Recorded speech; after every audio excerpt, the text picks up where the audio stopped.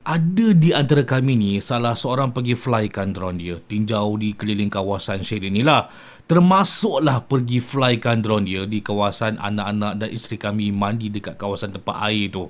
Aku ni malas nak pergi mandi, jadi duduklah dekat Shell. Tapi kalian semua, bila orang yang pergi flykan drone ni pulang ke Shell, terkejut dia sebab dia cakap dengan aku, tadi aku nampak si tu ada dekat sana, tengah mandi, tengah main air dekat sana. Tapi kenapa masa aku nak lalu balik ke chalet ni, boleh pula aku berselisih dengan dia dekat jalan tadi tu. 2 kali tu aku zoom dekat sana tu. Aku 2 kali zoom, 2 kali aku nampak dia dekat sana tengah mandi dengan kita punya anak-anak sana tu. Macam mana aku boleh selisih dengan dia masa aku nak pergi ke chalet ni?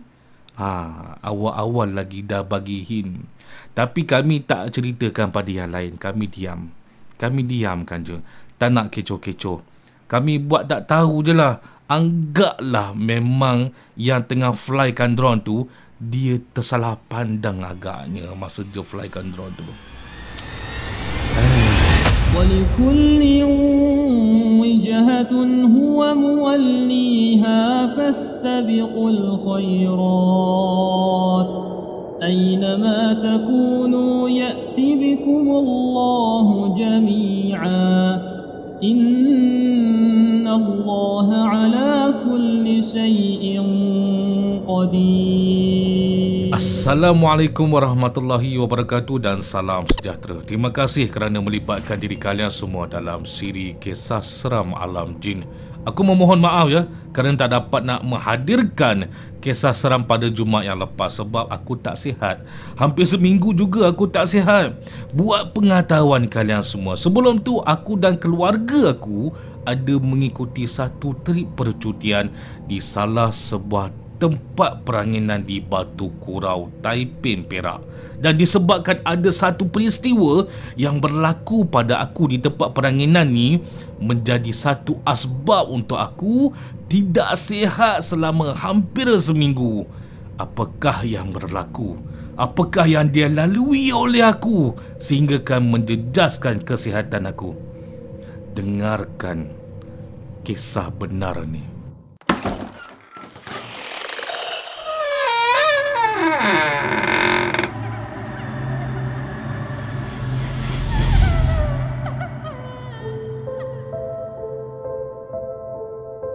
Dalam rancangan awal, aku dan seisi keluarga aku joinlah bersama-sama dengan 3 keluarga yang lain bercuti di pusat peranginan Batu Kurau, Taiping. Nama tempat tu adalah Chalet Latif di Air Hitam.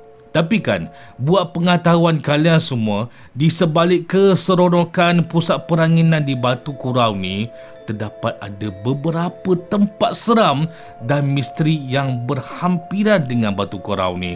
Apa dia tu? Okey, baik. Begini. Yang pertama, pernah dikatakan ada satu jalan yang menghubungkan jalan di Taiping dan juga Batu Kurau. Dikabarkan berlaku beberapa tragedi mengganggu mereka yang melalui jalan ini pada lewat tengah-tengah malam. Walau bagaimanapun, kisah seram di laluan ni sebenarnya tak dapat dipastikan sama ada ianya benar-benar berlaku ataupun hanya mitos rekaan semata-mata oleh pihak tertentu. Sebab hasil daripada perkongsian sumber cerita seram di jalan ni, aku dapati ramai yang mengomen ramai yang kecam yang menafikan kejadian seram tersebut. Rata-rata mengatakan bahawa jalan ni tak ada apa-apa pun. Tak pernah dalam sejarah mereka melalui jalan ni jumpa dengan syaitan hantu yang dikatakan mengganggu mereka pada lewat-lewat tengah malam. Tak ada pun. Tak pernah berlaku pun. Apakah kisah seram yang dinafikan penduduk setempat tu? Kisahnya begini.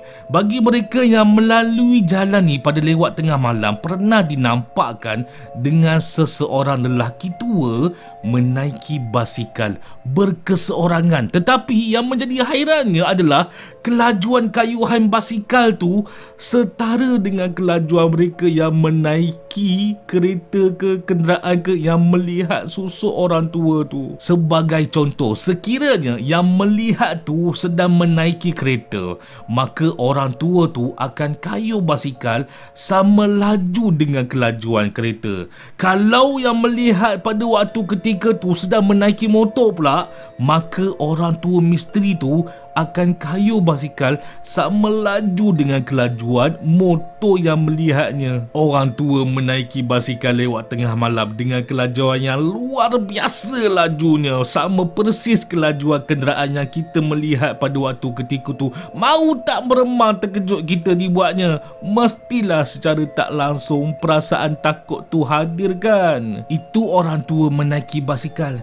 Dikisahkan juga mereka yang melewati jalan tu pada lewat pagi pernah dilihatkan secara tidak sengaja dengan kelibat berbola api yang melintasi jalan di hadapan mereka. Bahkan pernah juga berbola api tu dikatakan tiba-tiba je menjelma timbul di depan cermin tingkap kereta. Kalau pada waktu ketika tu yang tengah memandu dalam keadaan tidak sedia, confirm wajib aksiden. Ada sumber yang mengatakan bahawa jika terlihat berbola api tu, maka ianya akan dikaitkan dengan syaitan hantu yang diberi nama gelaran sebagai Lang Sui. Gangguan jalan yang menghubungkan Jalan Taiping dan Batu Korau ni diteruskan dengan jelmaan seorang wanita sedang berdiri di tepi jalan sambil mendukung bayi di pangkuan tangannya. Tidak dinyatakan apa yang dilakukan sosok wanita misteri itu, sama ada nak menumpang ke atau hanya sekadar berdiri sambil menahan kereta ke. Tak dikenal pasti jalan ceritanya. Apa yang boleh dikongsikan hanya diberitahu sosok wanita misteri itu mendukung bayi sambil berdiri di tepi jalan, melihat dan menanti mereka yang melalui jalan berkenaan pada lewat tengah malam atau pada seawal pagi. Ini adalah kisah yang disampaikan, dikongsikan oleh individu yang boleh kita dapati daripada sumber carian di laman sesawang internet. Benar atau tidak kisah ni, wallahualam. Aku pun tak boleh nak membuktikan kesahihan cerita ni. Ramai juga yang kecam sumber kisah seram ni, ya. Kata mereka sumber kisah ni tak betul, tak benar, kata mereka. Akan tetapi kalian semua dengar sini baik-baik. Daripada 3 kisah berkenaan, yakni orang tua kayuh basikal, berbola api dan juga wanita mendukung bayi tadi tu, ada lagi satu kisah yang aku boleh katakan benar. Kisah ini adalah benar. Apa kisah yang aku masukkan ni? Ada satu kisah penampakan di jalan yang menghubungkan Jalan Taiping dan Batu Korau ni. Kisah tu melibatkan dengan penampakan babi hutan berwarna putih terang. Babi hutan tau, bukan babi bela yang makan tu. Ni babi hutan warna putih terang. Kenapa aku katakan penampakan babi hutan putih tu adalah benar? Sebab dulu aku pernah buat satu konten berkaitan dengan Jalan Supitan. Tahu tak Jalan Supitan? Siapa tahu Jalan Supitan ni, dia tahulah jalan ni memang kisah dia ada misterinya. Apa yang misterinya Jalan Supitan ni? Apa yang seramnya dengan Jalan Supitan ni? Dia ada kisahnya. Kisahnya lebih besar, lebih mengejutkan. Aku tak nak ceritakan dekat sini. Kalian boleh buat semakan sendiri pada konten aku yang sebelum ni berkaitan dengan Jalan Supitan. Ya, pada waktu ketika tu aku pun diganggu juga. Kalian cuba tengok, cuba dengarkan nanti ya. Masa aku buat konten di Jalan Supitan ni dulu, jam 2 pagi tak silap aku, real di depan mata aku nampak ada babi hutan berwarna putih terang sebesar basikal berada di tepi jalan, betul-betul memandang tajam ke arah kereta aku. Yang menjadi peliknya, babi hutan tu tak larilah pula kan. Selalu je haiwan liar ni akan lari, tapi tak. Babi hutan berwarna putih tu masa berada di tepi jalan tu tak berganjak, memandang tepat dan tajam ke arah kereta aku. Dah lah warna putih pula tu, memang babi punya babi aku nampak ni. babi hutan tu memang warna putih. Memang putih betul. Kalau kalian buat carian dekat Google, buat semakan dalam Google, haiwan babi hutan yang berwarna putih ni adalah sangat-sangat jarang dijumpai. Boleh dikatakan sukar dan agak mustahil untuk dilihat dengan sangat mudah. Memang betul-betul pernah dibahaskan babi hutan berwarna putih adalah spesies babi albino. Tapi kalian semua, ada yang membangkang mengatakan bahawa babi hutan ni tidak ada spesies yang albino. Ini adalah sumber yang aku dapati daripada Google, ya. Bukan daripada aku tembak sendiri, bukan daripada otak aku sendiri, tak. Ini carian daripada Google tau.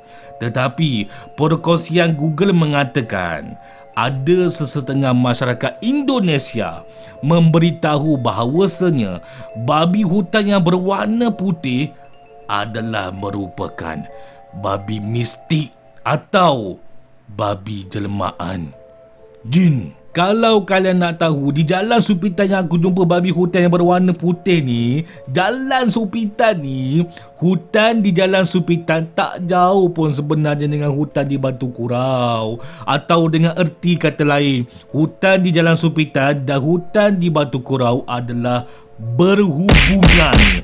Jadi tidak hairanlah kewujudan babi hutan berwarna putih di Jalan Supitan ni boleh juga turut dijumpai, dilihat di Jalan Batu Kurau. Ini bukan rekaan tahu. Ini betul-betul berlaku. Ini bukan cubaan. Ini bukan dugaan macam cerita P.Ramlee. Ini betul-betul bukan cobaan. Cobaan. Betul, babi hutan berwarna putih tu memang aku dapat lihat dengan mata aku sendiri. Ini betul lillahi ta'ala. Aku nampak sendiri babi hutan berwarna putih dekat Jalan Supitan. Jadi tidak hairanlah kalau ada sesiapa yang boleh turut nampak di Jalan Batu Kurau. Baik, sekarang kita beralih semula kepada agenda utama kita. Bukan pelan aku nak bercuti dengan keluarga aku di Chalet Latif di air hitam Batu Kurau ni. Tapi ini semua adalah rancangan awal oleh seorang individu mastermind, masterpiece yang memilih untuk bercuti di Chalet Latif Batu Kurau ni. Ini gambar yang sempat dirakam oleh aku sebelum bersurai dari Chalet Latif ni. Ini adalah EasyFast. Dah macam CEO batu pula. Terima kasih kepada EasyFast atas pelan rancangan bercuti di Chalet Latif ni. Tempat ni memang best. Jauh dari kesibukan bandar, chalet per unit, cantik, kemudahan yang boleh dapat dekat sini. Ada kantin masak, goreng-goreng.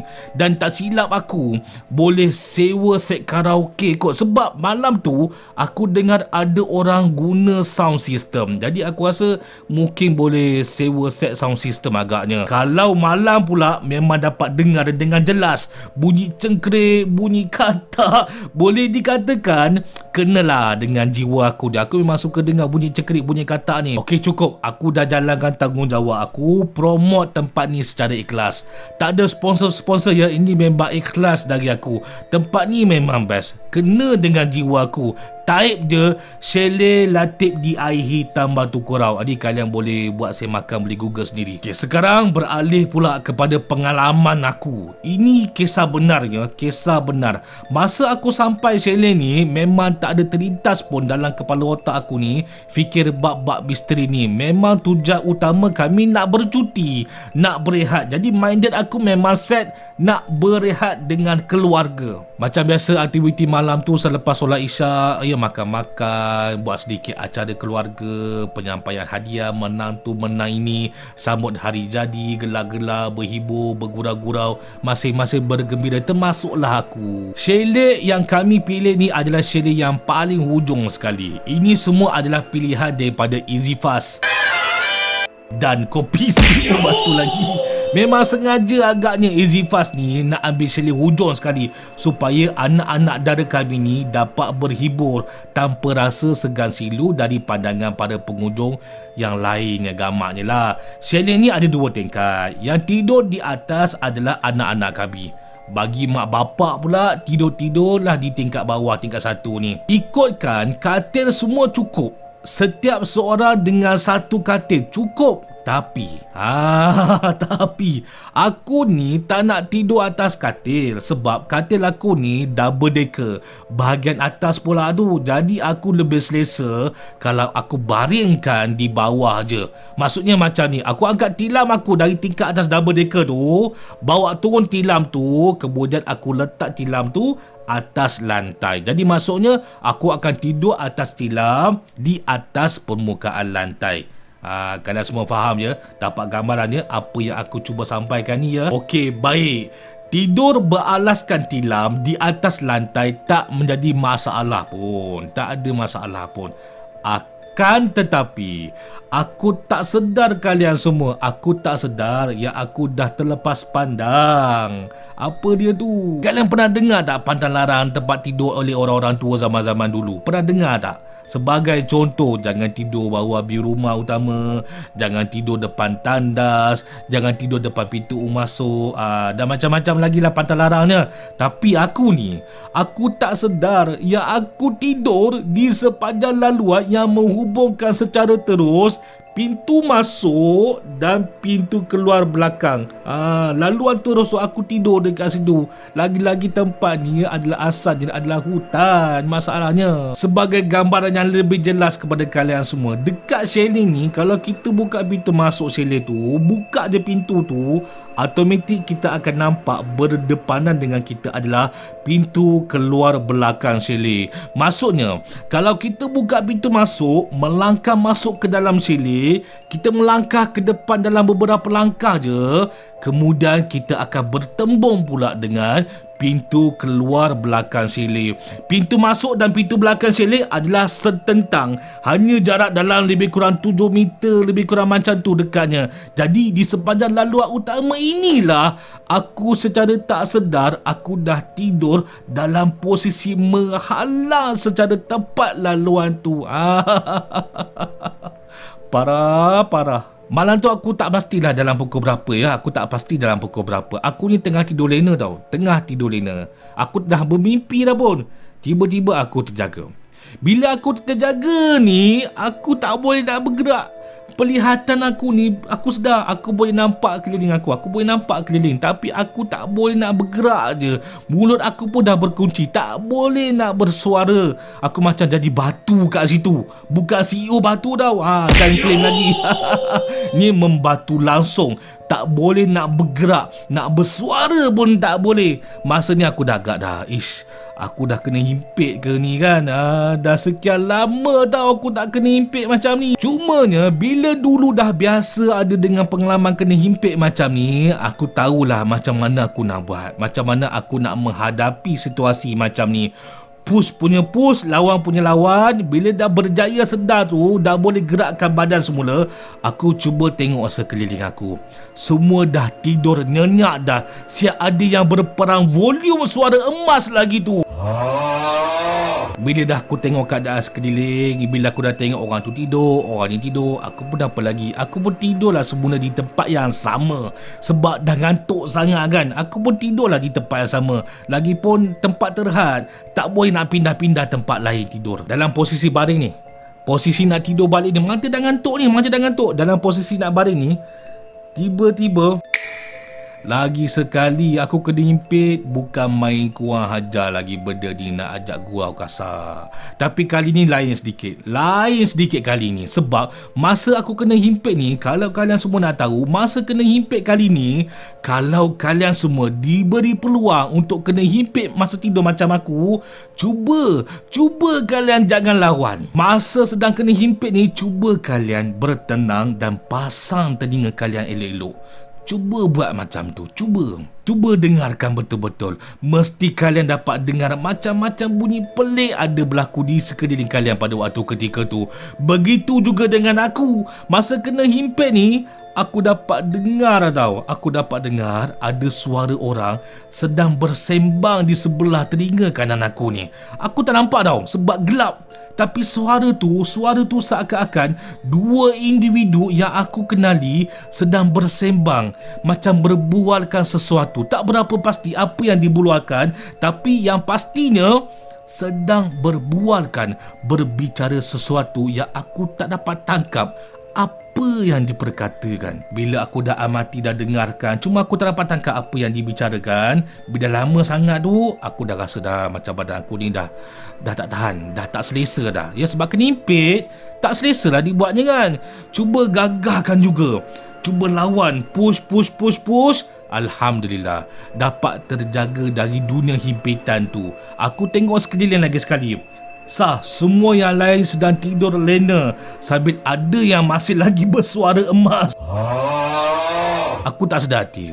Kalian nak tahu apa yang aku buat? Aku ambil handphone aku play mainkan audio MP3 bacaan surah Yasin. Tak perlu kuatkan volume, cukup hanya sekadar aku boleh dengar dan memadai. Alhamdulillah, syukur sangat-sangat. Aku dapat tidur akhirnya dengan lena sampailah waktu subuh berkumandang. Dipendekkan cerita, masa kami dah beredar dan balik ke rumah masing-masing, masa ni lah aku dedahkan pada yang lain apa yang aku alami pada gangguan dunia himpitan malam tu. Masa itulah aku sedar rupanya aku dah tidur di laluan yang sepatutnya aku cuba elakkan daripada awal-awal lagi. Pergi chalet hari Sabtu, balik rumah hari Ahad malam. Malam tu juga aku demam berlarutan sampai hari Jumaat. 5 hari aku demam. Memang breakdown. Aku sepanjang minggu tu aku breakdown. Kerja pun aku tak boleh buat. Aku cuti. Jadi itulah salah satu sebab kenapa aku terpaksa tangguhkan kisah seram ni untuk satu tempoh yang aku rasakan aku kembali sihat sepenuhnya. Untuk pemilik chalet Latik di Air Hitam dan bakal para pengunjung yang akan hadir, aku nak bagi tahu kat sini, kisah ni bukanlah kisah seram yang tertumpu pada chalet Latik di Air Hitam ni ya. Bukan niat aku nak menunjukkan, membuktikan bahawa chalet ni adalah chalet yang seram. Bukan. Mohon jangan salah anggap, mohon jangan salah tafsir. Ini adalah rayuan, aku merayu ni. Bukan macam tu niat aku. Aku hanya memberitahu kepada penonton kisah seram alam jin bahawasanya terdapat tempat-tempat yang menyeramkan di sekitar lokasi peranginan di Batu Korau ni. Dan dalam masa yang sama, pengalaman aku dihimpit oleh sesuatu yang tidak dapat aku gambarkan, yang tak dapat aku jelaskan dengan ilmiah bukti sains. Kalau ikutkan, gangguan himpit-menghimpit ni boleh je berlaku dekat mana-mana je pun. Tak perlu tempat yang spesifik tertentu macam ni. Kat mana-mana pun boleh berlaku gangguan dunia himpitan seperti mana yang dialami oleh aku pada waktu malam tu.